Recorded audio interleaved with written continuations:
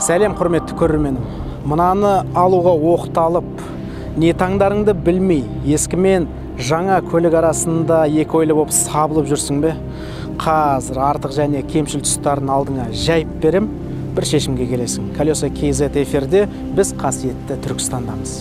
Ғашықтықты уағыз қылып жүр алмадым, нәпсім жеңіп әміріңді қыла алмадым, надандықпен халық әмірін біле алмадым, не қылсаң да ғашық қылшы Паруардигар. Құл Қожа Ахмет бұл бір дерт қойдыға қонбас, оянсаң да жүзіңізді қуалар жаз, көз жасыңнан бөтен ешкім куә болмас, не қылсаң да ғашық қылшы Паруардигар. Қазақстанда жасалған деген стикері бар. Қостанайдағы конвейерге қойдық. Жеңілдетілген несиемен сатылып жатыр. Сонда да қоймайды. Нөмірдегі серияны қарасаңыздар, қасқырды қанша асырасаң да орманға қарап ұлиды деген осы екен ғой. Әмір Темір Қожа Ахмет Яссауи кесенесін салдырайын деп үздік сәулетшілерді жалдаған. Ғимарат құрылыс кезінде бірнеше рет қирап қалады. Неге олай деп ызасы келгенде ақсақалды қария аян береді. Ұлы ұстаз Қожа Ахметтің де ұстазы болған. Соған кесене салдырмай әруаға риза болмайды. Айтқан рас болып шықты. Арыстанбап жатқан жерде көркем зират салынған соң Яссауи кесенесі бой көтерді. Маркетологтар дамушы елдерде жақсы өтетін ірі седан жасап нарықты жаулайын деген тағы да сол ақсақалды қария келіп, алдымен шағын седаннан бастап көріңдер деп кеңес берді. Айтқаны айдан анық екен. Әмір Темірді қатты ұлықтайтын өзбек бауырлар Chevrolet Aveo'ның базасында Nexia'ны жасап Cobalt-қа жол ашып берді. Сонымен, көлік сатып аларда клиент қарапайым формулаға жүгінеді. Машина қымбат болмау керек. Салоны кең, жүк салғышы ауқымды болу керек. Және көліктің ресурсы жоғары болса игі. Ал егер трансмиссиясы автомат болса, модельдің шанстары тіпті арта түседі. Дизайнерлер бюджетті көліктердің сыртын әдейі нашар қылып жасай ма, айтыңыздар? Машинаға кредит алған адамның жүрегі онсыз да нашар. Тағы 5 жыл мына шамды көріп, оны жуып тазалау оңай ма? Адамды кішкене аяу керек қой. Cobalt-тың түрі ұсқынсыз. Мен оны саудагер келіншекке ұқсатам. Базардан 20 келі азық-түлік әкеле жататын әйелдің бейнесін елестетіңіз. Сол сияқты Cobalt-тың фигурасы онша емес, зато отбасын асырайды. Модельге ең оптималды амортизатормен серіппе қойылған. Аспасы машина жаман жолмен жүреді деп алдын ала дайындалған. 16 клапанды қозғалтқышы 106 аттың күшін береді. Бұл эконом кластың алтын стандарты. Машинаның массасы 1243 кг. Cobalt-тың альтернативасыз моторы 3800 айналымда 135 Нм момент береді. Қаладағы жүріске әбден жеткілікті.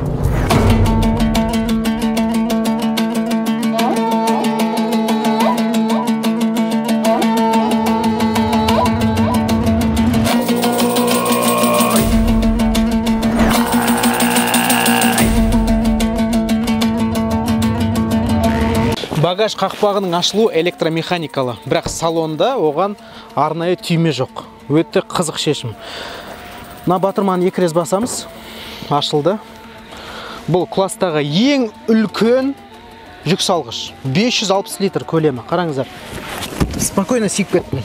Үйіңіз жоқ болса, бұл шағын габаритті бір бөлмелі пәтер ғой. Маған ұнамағаны заттарды салуға арналған шағын органайзер немесе сетка түріндегі қосалқы бөлімшелер жоқ. Қараңыздар, мынаның астында бір дөңгелек салуға арналған орын болды. Әшейін бос кеңістік. Бірақ ірі габаритті заттарды салуға өте ыңғайлы.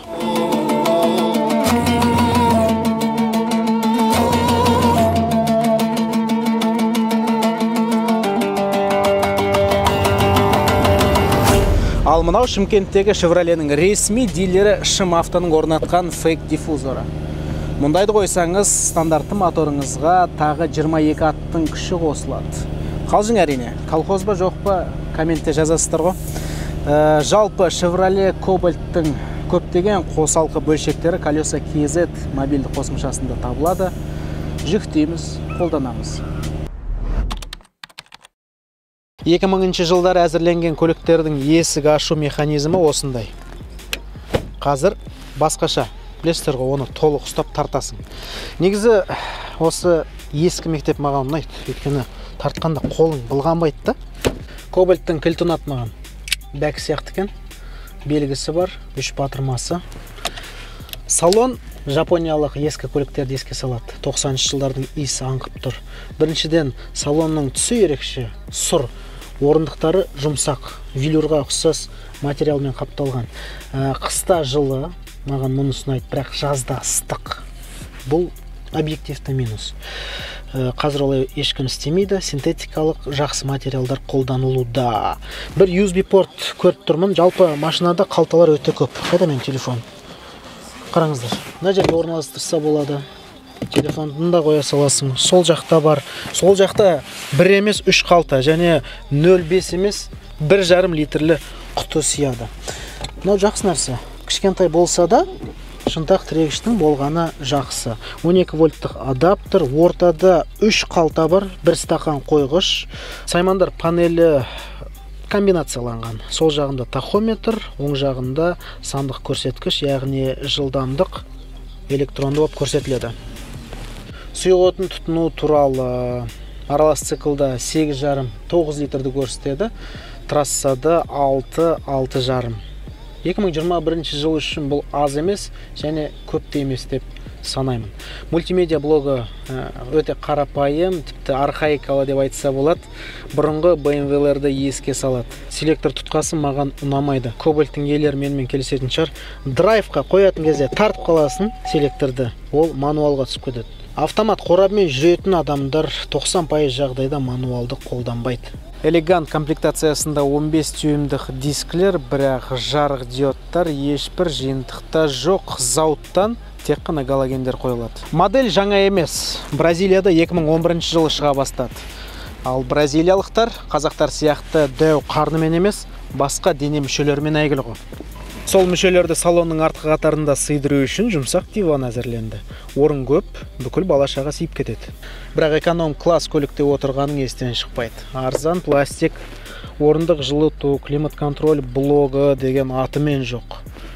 Артқы қатарда терезе түсіру батырмасы және диван.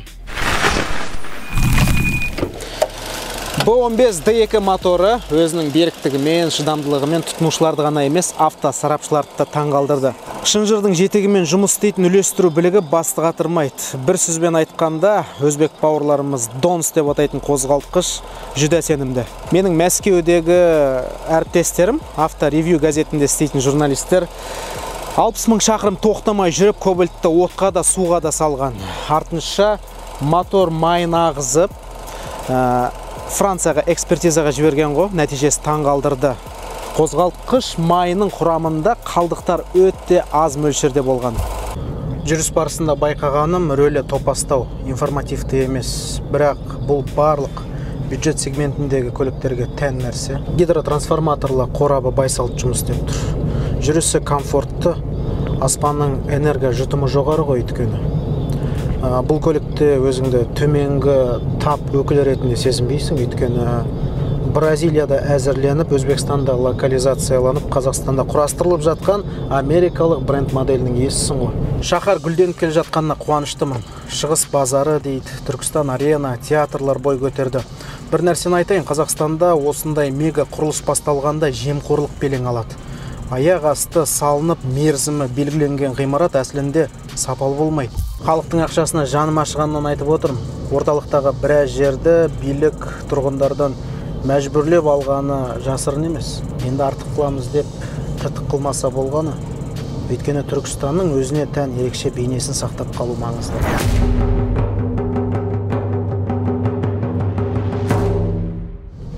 Соңғы жарты жыл бойы Кобальт бестселлер. Тіпті өзінің кіші бауыры Chevrolet Nexia'ға дес бермей келеді. Елімізде күн сайын Nexia'ның 30 талы, ал Кобальттың 40 данасы сатылуда. 5 сатылы механикамен жүретін комфорт комплектациясы 4 200 000 теңге тұрады. Автоматы бар Optimum деп аталатын комплектациясы 4 890 000 теңге. Қымбат па? Қымбат. Бірақ Кобальтпен бәсекеде барлық аспекті бойынша айдалада қалатын Lada Grantаның автоматы 4 950 000 теңге. Ал гранта мен таксиде комфортқа өте алмайсың. Біздің түсірілім тобымыздың 2 машинасында бір рациядан бар.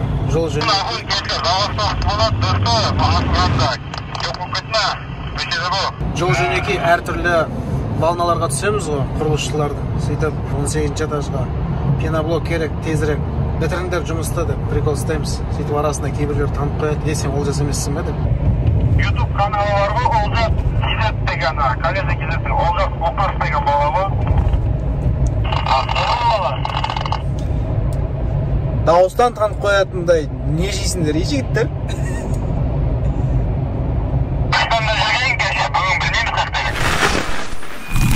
Видео ұнаса лайкты басып жіберейік, арнаға жазылып чаттарда таратайық.